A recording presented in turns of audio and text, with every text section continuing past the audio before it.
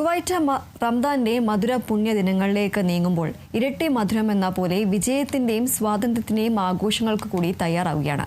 ജനങ്ങളുടെ സുരക്ഷയും സംരക്ഷണവും നിലനിർത്തുന്നതിനായി ജാഗരൂകരായി പ്രവർത്തിക്കുകയാണ് കുവൈറ്റ് സുരക്ഷാ വിഭാഗം.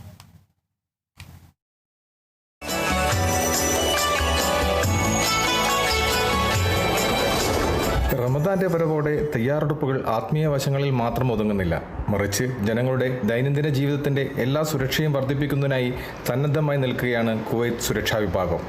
പുണ്യമാസത്തിന്റെ നിറവിലെ സ്വാതന്ത്ര്യത്തിന്റെ മധുരം ജനങ്ങളിൽ കൂടുതൽ ഉത്സാഹം നിറയ്ക്കുകയാണ്.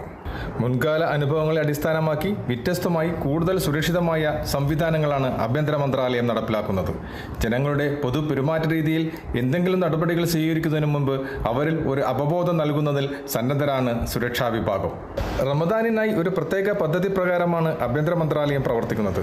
General director of security and relations media നടത്തുന്ന ബോധവൽക്കരണ ശ്രമങ്ങളായ സുരക്ഷ, ഗതാഗതം, മാനുഷിക വശങ്ങൾ, പൗരസേവനങ്ങൾ, കേന്ദ്രങ്ങൾ എന്നിവ ഉൾപ്പെടുന്ന സമഗ്ര പദ്ധതിയെ ജനറൽ ഡയറക്ടറേറ്റ് ഓഫ് ട്രാഫിക് കൃത്യമായും വ്യക്തമായും ജനങ്ങളിൽ എത്തിക്കുന്നു. അവരിൽ ബോധവൽക്കരണം നടത്തുന്നതിൽ നിരന്തരമായി ഇടപെടുകയും ചെയ്യുന്നു.